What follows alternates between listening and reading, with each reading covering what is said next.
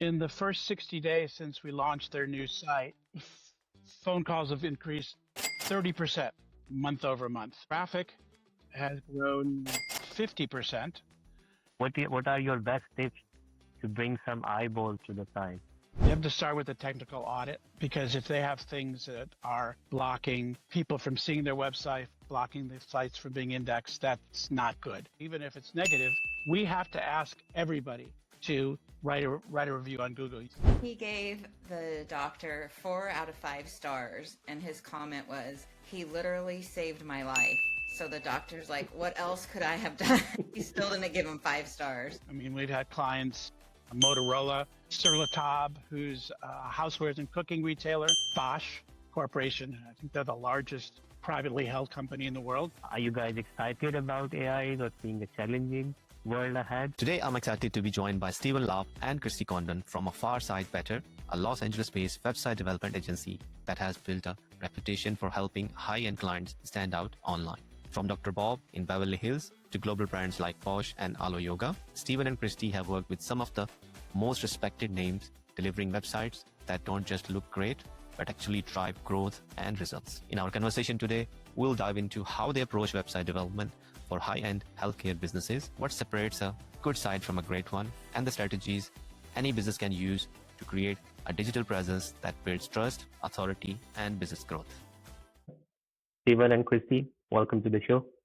Thank you. Thank you very much for your time, and I really appreciate it. So, Stephen, why don't you start with your favorite customer and how you help them achieve their online growth goal?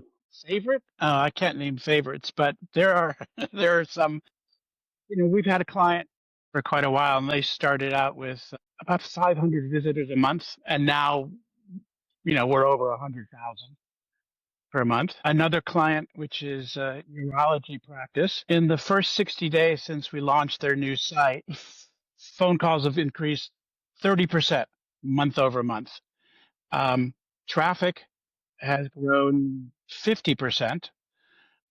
And, which is pretty impressive when you look at Google's AI overviews. Traffic visits to websites are tanking, but, though raw traffic numbers don't really mean a whole lot anymore, it does give us a good indication that our content is, propagating throughout Google, and it's grabbing people's attention. Healthcare SEO experts tell us that, they have click reductions to websites between 20 and 40% now because of AI. Even hospital brands like Cleveland Clinic and Mayo, and they say they've experienced over a 10% drop in month over month following Google's AI overview. So we're not doing badly at all. Well, in an AI world, so getting any site over 100,000 visitors is a remarkable achievement. And as you said, you all are experiencing traffic drops because of AI overview. How did you manage to achieve it? Well, we've been around almost 20 years, and we've always said, content is key, way back before it ever really was. And so even though we have AI and AI overviews, the foundation really needs to be focused on content that connects with users. You need to focus on the basics and the foundations of SEO, just to build your foundation. And then everything on top of that can help with search, organic search, but also AI overviews. Christy, if you want to touch on the sort of the things that AI is looking for. Yeah, so AI, they are looking at things a little differently, like on-page SEO, like page titles and meta description, which is so important, like to traditional SEO isn't important to the LLMs and the AI overviews. So, I mean, especially with medical, I think EEAT is, super important: experience, expertise, authority, and trust. So we really try to incorporate that. And, we don't write for the LLMs. Of course, we always write for our future patients, but we, the certain things they're looking for, they like question forms with like a succinct answer immediately following the question. You can go into detail later, but they really like a quick question or answer after the question. Schema is super important to them. So that's something that we use extensively throughout all our sites. And we use custom medical schema for all our sites because I think it's easy for the LLMs to digest the schema and really shows them what the page is about. Excellent. As Stephen mentioned earlier, the foundation of the SEO or the content are still the same.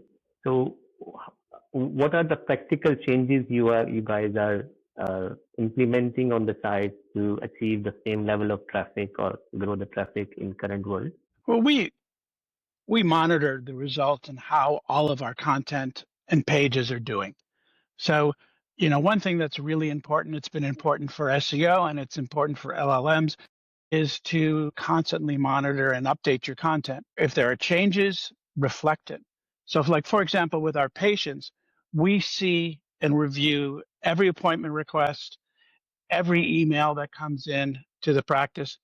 And we often, not oftentimes, but sometimes see, oh my gosh, we have this condition covered, but wow, this is a new name or a new way to call it. We've never heard that before. So, we monitor and we constantly update. We take a look at what the LLMs are saying about our clients. There are tools coming onto the market now. Most of them are for enterprises, larger companies, but where you can really track, like you track keywords, your coverage in the LLMs like ChatGPT and Perplexity. And we try to add content to fill in holes or to reinforce things as we find them. I mean, we're really fortunate because when you ask the LLMs about some of our clients, who's the best, whatever in the world, or who's the best in America, or who's the best in Los Angeles, our clients do often come up. They are named a fair bit, and that's a really great thing. And that has to do with the content that we create. We are discussing about the content and how much do you think technicalities is one side, but if what the people, the patients or the customers are searching, the problem, they are searching a problem. And if you are providing a solution with your content, I think that is the fundamental thing. Has that any of this changed with this AI? I don't think so. Not really. I mean, the way that you write the content, we write the content because we have writers. We have a staff of writers. Some are nurses, some are physician's assistants. They're all good writers. We also have editors. And, the key is to write in not just the brand voice, but to give the patient an impression, a feeling of what it's going to be like to talk with one of our doctors. Because that sort of relationship, it sort of has an effect on making the prospective patient feel like, oh, this person has really good bedside manner. This person really can communicate clearly. That's what people want. They want to be spoken with, not spoken at or spoken to. Physicians have a reputation sometimes of speaking to people in a way that is not very warm or friendly.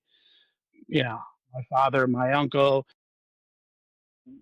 doctors, my ex-wife, my sister-in-law, and we have close relationships with our clients as well. So that's really, really important. And they communications, they're generally really wonderful, warm people. And we try really, really hard to bring that up. And how are you bringing that experience out through using a video content? Well, first is the writing. And I think it's important too. Sorry, Stephen. No. But whenever possible, we have the doctors themselves write the first draft. It really gives the patient their POV, and not to mention it can't get more original content than that. So of course it comes in and it's a little readability isn't where it should be, so we dumb it down. So we found that to be really successful. Yeah, that's really difficult to do, to get them to do it, because we write fundamentally everything. I mean, if pages with 700 pages of content, we basically write it all. The blogs, everything. And sometimes it's like herding cats to try to get them to help us. But we basically break it down and ask them specific questions. Give us the answer to this question. Give us the answer to that question. So it's much easier for them and less intimidating and much, much faster. And if we can get that, like Christie said, that's all original content. We can really get their point of view and not look at what everyone else is saying. I totally agree, and I believe what we do here as well. We can do technical stuff. We can write content. We can do all the technical SEO part. But I think the domain expertise, if they provide the content and they both things matches, then I think magic happens. So excellent. Sorry, I just carried away with a bit of off track with this all content and fundamental aspects of growing a website. Steven and Christy, why did you guys choose healthcare professionals? What's your backstory? Why are you helping particularly to healthcare professionals, improving their websites and growing their business? Well, we don't always and only do healthcare. I mean, we've had clients, Motorola, where I help them implement website personalization. Sur La Table, who's a housewares and cooking retailer. We redesigned their website navigation, reorganized their online product offerings, implemented personalization, and revamped their content process with an emphasis on original content and not just copying the same content that their manufacturers use. Bosch Corporation, I think they're the largest privately held company in the world. We launched their first startup in Silicon Valley, which was a home robot, and implemented, and designed their information architecture, helped with the content. ALO Yoga, we launched the brand's original online retail presence and web properties. But as we were introduced to more and more physicians, one, Dr. Bob, who we love and we've worked with for how long, Christy? Now 11, 12. Yeah. A while. Yeah. And, and he asked us for a couple of years, hey, look at this. Look at our site here. It was just like, no, unless we can really become the best in the space, unless we can really beat everybody, no, we're not interested. And we didn't think he was there yet. And after a couple of years, he finally went, okay, let's do it. What do we need to do? And we built them into the largest, certainly the most popular site with the most content nationally and certainly in Southern California. And we felt that healthcare field was wide open and we really could make a difference because almost everyone was producing the same cut and dry content. And when content strategy is done right, it's a game changer for our clients and their competitors. Generally not match. They just wake up one day and go, oh my, and they're playing catch up, which is wonderful. And then it's really interesting to continue and grow it. And it's not just growing it for the traffic. Of course, the patient requests are really incredibly important, et cetera, but it's just to continue to frame them as the leader. It's really Excellent. fun. Yeah, achieving a nationally recognized website for Dr. Bob. Excellent achievement. Let's assume another Dr. Bob or someone else who is maybe listening or watching to our show, if they want to improve their website and get some sort of online attraction, what is your process? How do you pick someone to help? Well, I mean, generally, on most of the sites, all of the sites actually we do, the content is just not good. So that's number one. But there are certain quick wins that, physicians and other professionals can get.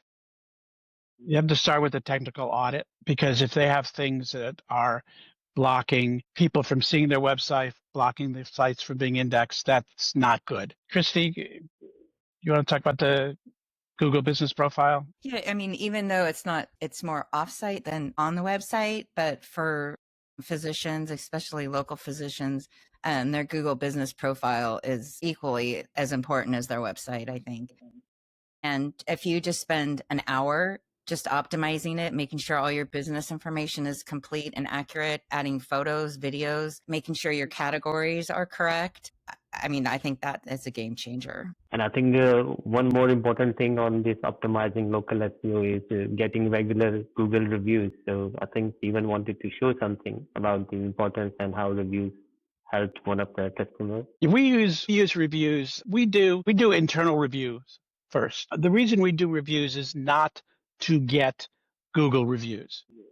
I mean, we want them, but the number one thing is we want to learn what the patients are saying and what they're feeling. And the learnings that we get from that are incredible. Most of the time when people write negative reviews on Google or Yelp, what they're doing is they're speaking out because they're unhappy.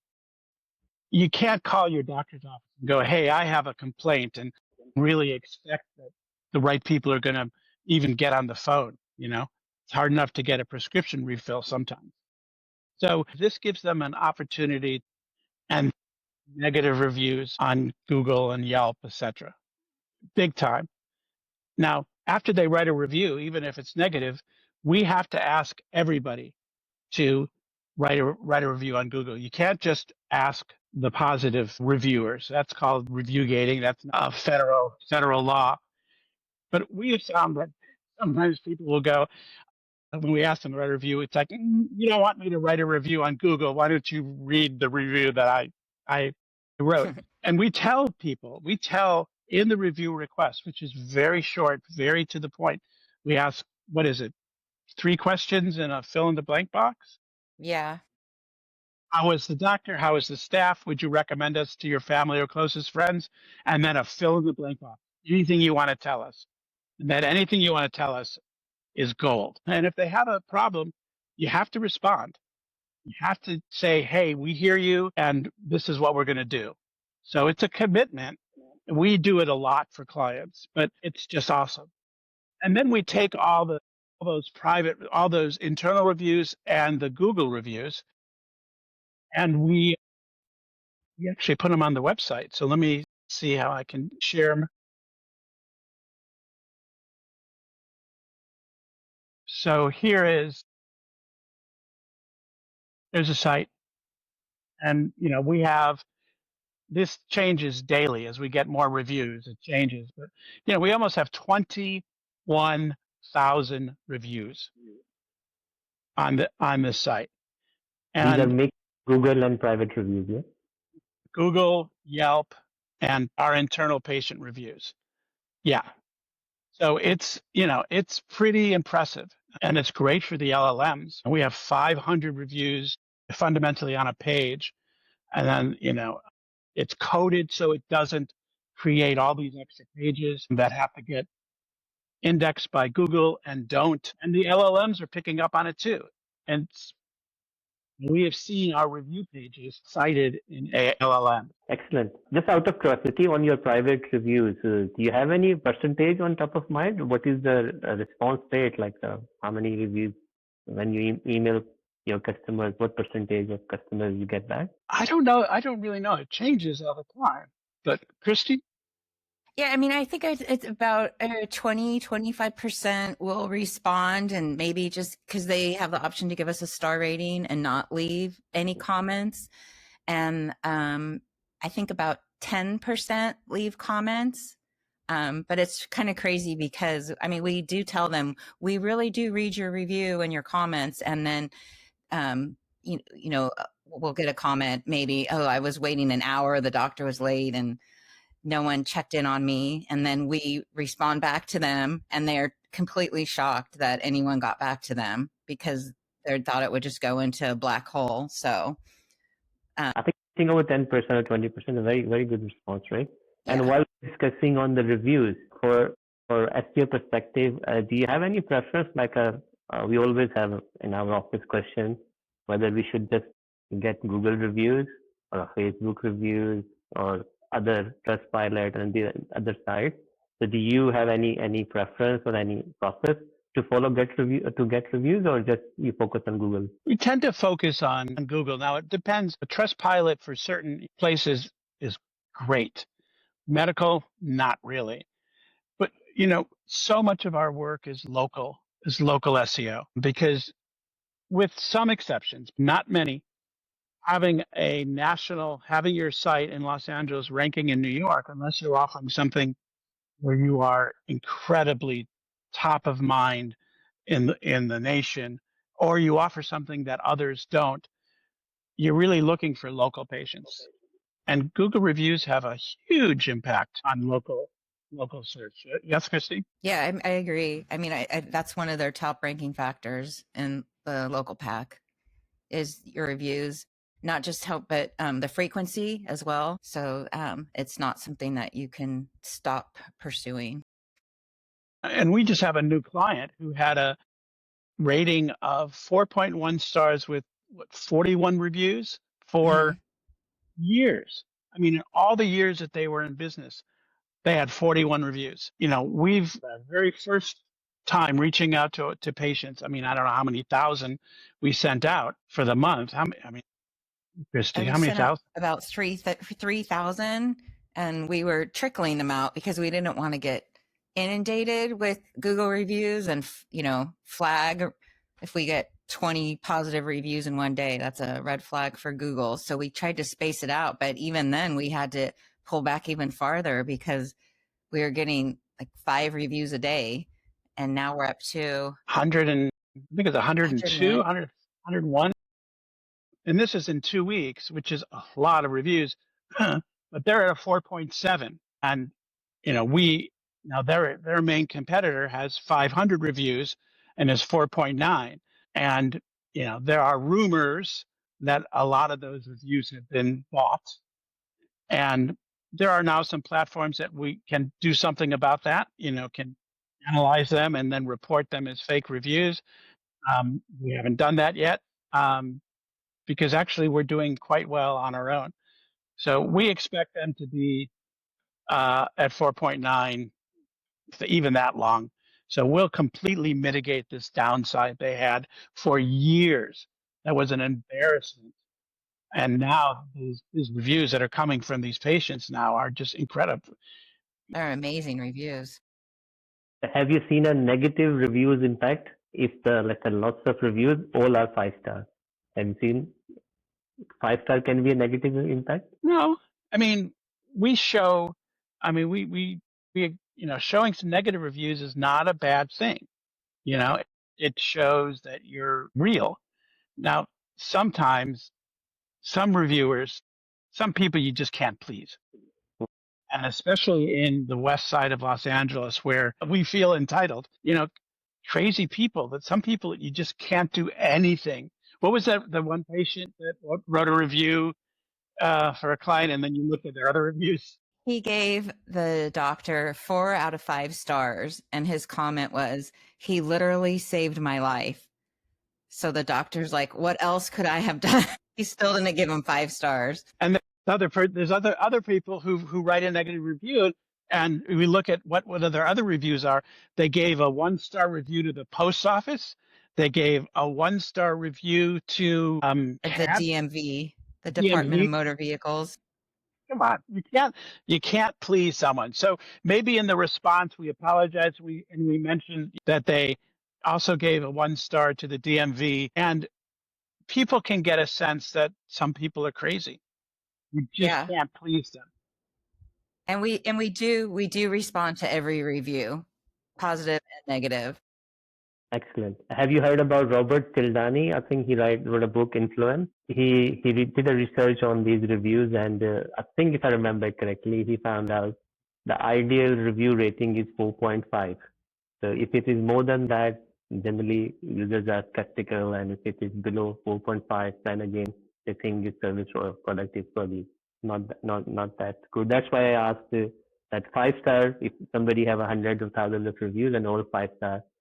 Can be a negative instead of a positive. Excellent. Now some practical things. Let's say starting a website. What will be your practical 3 to 5 steps?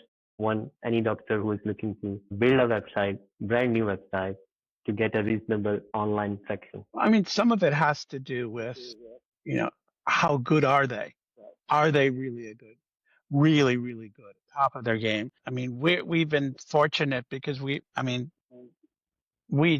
choose clients by not just how good they are, but how kind they are. You know, how are they as people? Because we keep clients for a long time. I mean, 5, 6, 7, 10, 11, 12 years. And we really want to be gung ho about who we're advocating. So there was a letter, an email that came from a client about a friend of theirs, a doctor who is a plastic surgeon and has a med spa, and they're just not getting much traction. And, they had no content. They said, oh, we do this, but they didn't really even talk about what the heck that procedure was. They didn't have really patients talking about them. They had nothing. So there was really nothing we could do besides totally start from scratch. And we don't like to take on clients who compete with our other clients. If they're in a different area, okay, fine. But if they compete with each other, we don't do it. It's just contractually can't. But it's a conflict of interest, so that's a very, very good that you don't do it. And we agree, content is the backbone of any online growth. How important is the site layout or design? It's important. It helps a lot. You want to have something visually pleasing. I mean, we are, I don't know if you've been told, sort of a pain in the butt. We're kind of anal retentive, you know? It's just like, all right, in mobile, this font, it's a little, it's not that it's too small, but it's too hard to read. Let's make the weight a little heavy. It's crazy, but we've always been that way. Mm. So layout is important, certainly. The look is important. Yes, it's not everything, but, making it easy for people to, go through the site and get the information that they want and then ask for an appointment. That's a win. So it helps. Do you have any screenshot for this one? Any page you can show that should be layout this way, which helps generally to get the content a patient to fill up the form and arrange an appointment? It also has to do with, yes, content, but what are the things or the drivers that will make someone want to fill out a form? So this is on a site that we're updating now. So it's not done being coded, but something that's really, really important to us are doing patient stories. So, and we're not, we're talking about, we interview the patient, our writers write up the story, send it to the physician if they'll review it. We then have our editors go through it. Then we send it back to the patient for their approval. If they don't approve it, we don't put it online, and they've always been approved. But the idea here is to show stories and let people say, oh, I'm interested in cataract surgery. All right, here are the patient stories that we have up to now on our patient stories. And you go into them, and they are a real complete story. So the idea is for patients to go, I'm interested in, show me people who have gone through this. And because these people have had such a good experience, of course, that's why they're doing a patient story. We want to give the prospective patient a sense of what it's going to be like. And it's kind of interesting because these pages have turned out to be so popular. I was really surprised that how many people navigate to this section, but not only navigate, they are reading these pages. They're on these pages for minutes and 5 minutes. So that was surprising for me. I'm glad that you're showing this one, and that's why I started our conversation with the case study, because when you can see the end result, I think you might find interesting to go through the steps and listen or watch this conversation. While you are on this site, would you like to, if you kindly like to share a couple of other important features for, again, the doctor who is looking to build a new website or improve a site, any couple of things, golden nuggets in your experience that these features must be on any homepage of a doctor website or an appointment page? Well, okay, so here's a page on cataracts. What is a cataract? What causes cataracts? But then going back to the patient stories, you know, we are embedding cataract patient stories right on the cataracts page. So you don't have to necessarily go to the patient stories. We're putting them right here, and we're slicing and dicing them by the topic. Before and after pictures. Most sites you see they have before and after pictures, and then they have just the pictures. There's no text, there's no description, there's nothing about the story of the patient. So, we get a lot more coverage in Google by getting and writing, these stories about each of these patients. Now, we don't have them for everything. Some doctors are much better than others, as you can see this doctor, and she is an unbelievable surgeon. I mean, she is so great, and she's like the nicest person. But you look at this, or you look at this gentleman, or you look at this, he's just like, this isn't just aesthetic eye surgery. He couldn't see. The patient stories are great. We make it really easy for them to, be able to, go from one case study to the other. And here we haven't gotten the stories from the doctor, but you can definitely see, what this is all about. Also, I think most people say the video is very important nowadays, but I can see your website. You are using images and content. Is that the theme that you are mostly creating written and image content, not the video content? No, we do video content. We also have video about procedures. We have the videos. Again, this site hasn't been launched yet. It's a huge project, but we have and are embedding patient stories, videos into the pages. We have a fair number of condition educational videos from the doctors that we definitely embed in the site. So both, all of the above. Excellent. So the doctor friend we are trying to help is so he or she understand that layout is important, content is the main thing. Stories are, when you're creating content, stories are how powerful the stories are. Now the site is, let's say he managed to pull together a reasonable site. What are your best tips to bring some eyeball to the site? What a new site or a site which is not getting the traffic can do? I know the content is critical part, but there are sometimes people create content and they don't get results. Well, you may want to look at your content, but Christie, the things that are going to bring in eyeballs. There's the on page, there's the technical SEO, making sure that everything is optimized properly. But as Christie said, the Google profile, the reviews. We put up new stories and we, send them to social media. We send them to the Google profiles. I mean, we're posting on the Google profiles several times a week. They're keyword rich. So there are certain terms that people are searching for that are in our own posts.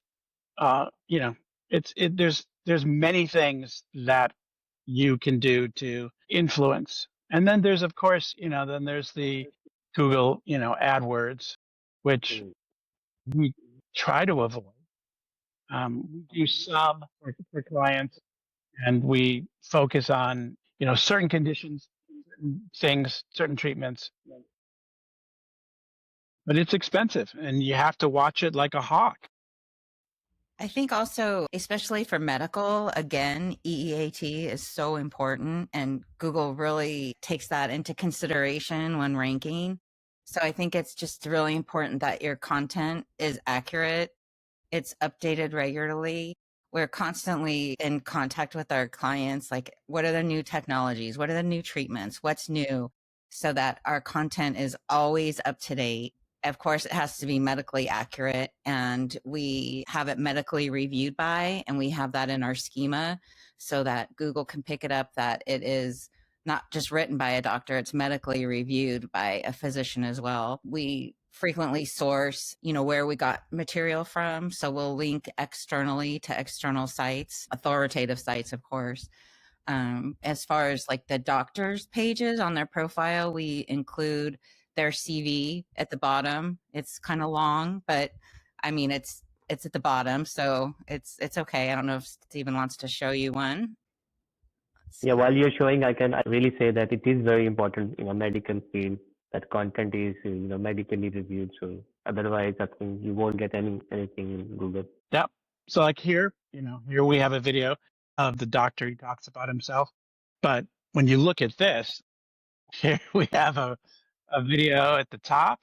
But you look at this guy's CV, it's unbelievable. Exactly. But we list it all. So it goes on and on. It's if someone goes, okay, this guy knows his stuff. And then as far as the written by and the medically reviewed by, this is there's a typo. But here you can see it's written by and then medically reviewed by. Exactly. No? And that's all in the scene. Yeah, great example. Have you guys experienced or built a site where maybe you have I know you have all content rich sites, but there are another formula few people use, have a good detailed landing page, and they are heavy on social media, maybe YouTube or other stuff, and just they are not trying to build lots of content, just one good solid page of landing page and trying to bring traffic from social media. Have you tried this sort of formula? Can you say that again, please? There are some people, let's say they build a very nice landing page. They are not creating content because they are not relying on SEO. And then they go social media or paid ads to bring the traffic. Do you have any experience? Because many people content is easy, but again, building a content and the valuable content is a lot of work and hard work. And sometimes people don't want to do that. Well, yes, it's hard work. And if they don't want to do the work, they're really not the right client for us. But for certain brands, especially lifestyle brands, they're very good using their social media. They spend a lot of money on their social media, and for them it works. Their site is really a transactional property. It's really not a brand building property. Their brand building is done in social, on sponsorships. You look at Red Bull, all of the events that they do, all the social media that they do, it's perfectly good for them. But that is not the kind of client. That's not our client. And sometimes it's just hard, depending on what type of practice it is, to really get a good social presence. Like, for example, urology or urologist, it's challenging to come up with content for social media. Exactly. I agree. We touched upon AI earlier, but are you guys excited about AI or seeing a challenging world ahead? So how are you looking at AI in your world? In our world? Well, yeah, okay. So the problem with using AI to write content, is fundamentally your content's going to be the same as everybody else's. It's not going to be unique. It's not going to have a unique perspective. Assuming that you actually edit your content and you have it reviewed, you should never put AI stuff up live. What we're dealing with is differentiating our client. So, for example, if you have an article where it goes, this treatment is good for these conditions, and you list the conditions, and you want to have a couple sentence description of what that condition is, AI is great, because there's nothing unique that's gonna tell you, oh, cataract surgery is what it is, basically. Exactly. So it's fine there, but long form content, no, not great. But it's exciting. We use AI for a lot of things, and we use a lot of advanced platforms that have elements of AI that can tell us, for example, what terms we may be missing in our content that other top rated content on the same subject have. We can compare on a page by page basis our content to another piece of content. And what can we learn, Christie? It'll look at our content and it'll identify topics or concepts that the competitors addressing, but we're not, or maybe we are, but they're doing a better job. And it highlights that for us. That's some good insights right there. Excellent. And finally, our doctor friend, he tried to build a site and he didn't get any success, or maybe he has, built up a practice and looking to hire someone. What services do you offer to customers and how can they find you? Well, we're actually in the process of putting a new site up, and we haven't because we have a temporary site because we can't really bring on many more clients. So we only bring on a couple, 2 or 3 a year, though we do consulting, and we also do technical audits and reviews and analyze content and find issues. So that's one thing we can do for numerous people. But we pretty much do everything. We don't do paid advertising. We actually work with someone because that's a whole different level of expertise. Most people who do it don't do a really good job. They're just taking people's money, and we don't like that. We don't make a penny from it. We work with them, and we serve as the the client, and we speak every week and review everything. But everything else, fundamentally, we do some social media, but we believe that you should have a social media specialist. Again, the problem with them is understanding, especially in medical, is understanding the brand. Our clients have had some real interesting and mixed results in that. But we have other clients that we work with them, and it goes really well. I wanted to show you a video real quick because we do patient videos, patient testimonials, and we go to their house and we film it, and which is really impressive. If someone's going to let you into their house to film them, they love you. They love you. But I want to share this one video, and she starts to talk about the website. And I think when we were talking about the importance of a website and how it can influence your business, especially in medical, she says it all. We play it here.